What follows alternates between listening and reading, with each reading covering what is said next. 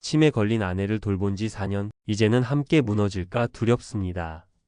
이것은 어느 70대 남편이 토해낸 절규입니다. 하지만 단순히 남의 이야기가 아닙니다. 최근 한 보도에 따르면 치매 환자, 간병인이 절반이 넘는 51.6%가 바로 배우자라고 합니다. 평생을 함께하자는 약속의 무게가 어느 순간 한 사람의 노후 전체를 집어삼키는 이 잔인한 현실에 대해 오늘 우리는 정면으로 마주해야 합니다. 한때는 30년 넘게 몸담았던 대기업의 퇴직금 통장을 보며 든든한 미래를 그렸던 한 남자가 있었습니다. 그가 어떻게 희망으로 가득 찼던 노후 설계도를 스스로 찢어버리게 되었는지, 그리고 우리는 그 비극을 어떻게 피할 수 있을지 그 답을 찾아보겠습니다. 그 남자의 이름은 박진성, 68입니다. 대기업에서 30년 넘게 땀 흘려 일했고, 그렇게 받은 퇴직연금과 꼬박꼬박 부은 국민연금이라면 아내와 함께하는 평온한 노후는 보장된 것이라 믿었습니다. 혹시 몰라 작은 개인연금까지 하나 들어두었으니 그의 노후 계획은 누구보다 단단해 보였습니다.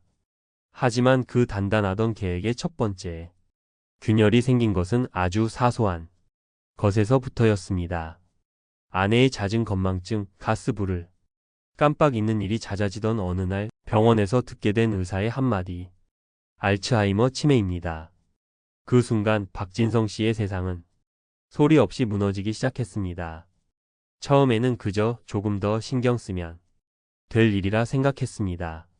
하지만 현실은 달랐습니다. 아내의 식사를 챙기고 약을 먹이고 화장실을 돕는 일상이 반복되면서 그의 시간은 온전히 아내에게 잠식당했습니다.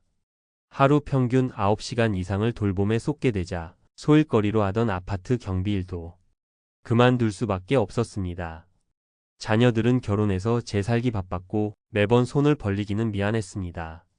그렇게 박진성 씨의 독박 간병이 시작되었습니다.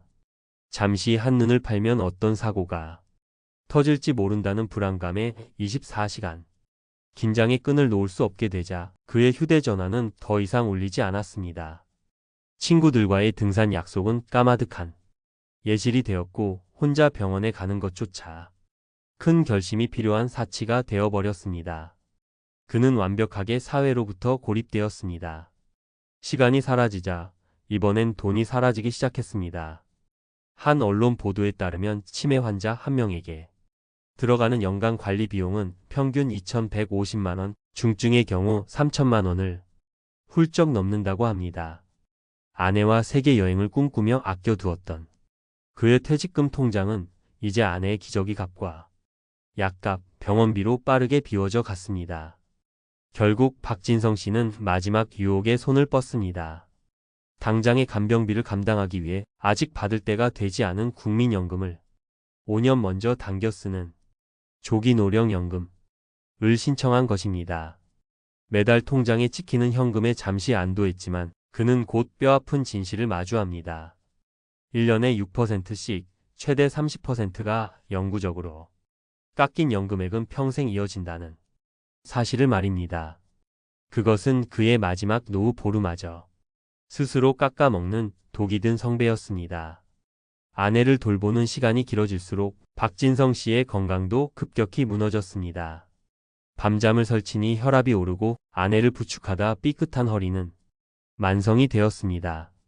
실제로 간병인의 약 70%가 우울 증상을 경험한다는 통계처럼 그 역시 숨겨진 환자가 되어가고 있었습니다. 매일 밤그를 덮치는 공포는 단 하나였습니다.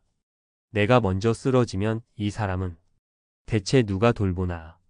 최근 우리는 간병하다 내 인생 끝날라 며 배우자를 요양병원에 입원시킨 뒤 잠적하는 충격적인 사건들을 뉴스를 통해 접하고 있습니다. 이것은 결코 악마 같은 사람들의 이야기가 아닙니다.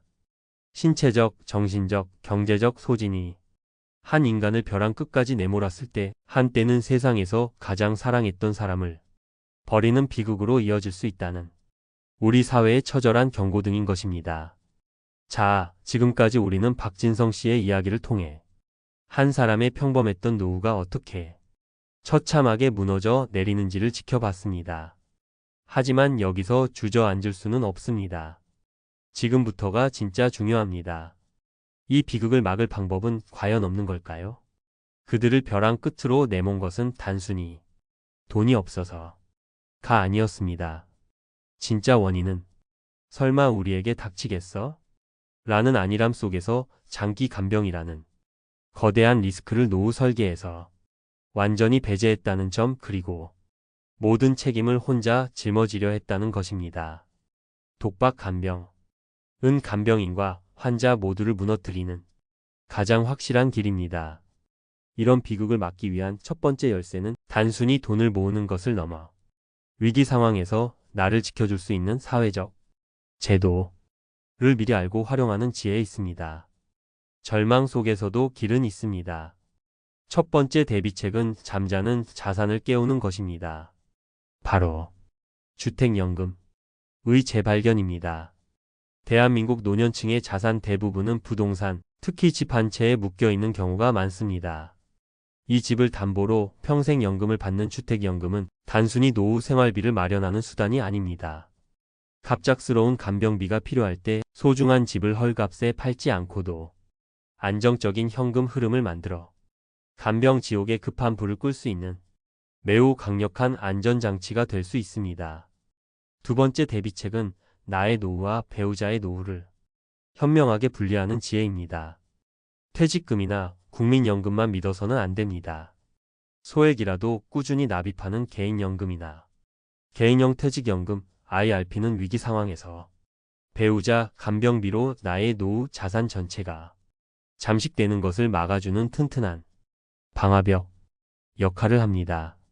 특히 IRP는 강력한 세제 혜택과 함께 운용 수익에 대한 과세를 밀어주는 효과가 있어 장기적인 간병 자금을 마련하는 데 매우 유리한 수단이 될 수 있습니다. 세 번째는 독박 간병을 피하는 가장 현실적인 방법입니다. 절대 혼자 모든 짐을 짊어지려 하지 마십시오. 정부가 운영하는 치매안심센터는 상담과 검진 지원은 물론 실질적인 돌봄 서비스를 연계해주는 든든한 지원군입니다. 또한 주간보호센터나 요양 서비스를 이용하는 것을 불효나 죄책감의 대상으로 여겨서는 안 됩니다. 그것은 나와 배우자 모두를 지키기 위한 가장 현명하고 용기 있는 선택입니다. 마지막으로 가장 중요한 자산인 나 자신을 돌보는 기술입니다. 간병인 본인의 건강이 무너지면 모든 것이 끝납니다. 정기적으로 건강검진을 받고 잠시라도 쉴 수 있는 단기 보호 서비스를 적극적으로 활용하십시오.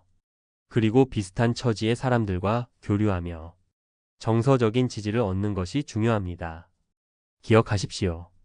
당신이 건강해야 사랑하는 사람도 끝까지 지킬 수 있습니다. 배우자 간병은 누구에게나 닥칠 수 있는 지극히 현실적인 문제입니다. 이를 외면하고 두려워하기만 한다면 결국 모두가 불행해지는 비극을 맞을 수밖에 없습니다. 하지만 오늘 우리가 이야기한 것처럼 미리 제도를 알아보고 작은 것부터 준비하고 도움을 청할 용기를 낸다면 우리는 그 거대한 파도 앞에서 서로를 지켜낼 수 있습니다. 당신의 노후를 온전히 지키는 것, 그것이야말로 마지막 순간까지 사랑하는 사람의 곁을 지킬 수 있는 가장 위대한 힘이 됩니다. 오늘 이야기가 여러분의 마음에 깊은 울림을 주었다면 구독과 좋아요로 저희 채널에 힘을 보태주시길 바랍니다. 또한 비슷한 고민을 하고 계신 분들이 있다면 댓글로 여러분의 소중한 생각과 경험을 나눠주세요. 여러분의 이야기가 누군가에게는 큰 위로와 용기가 될 수 있습니다. 감사합니다.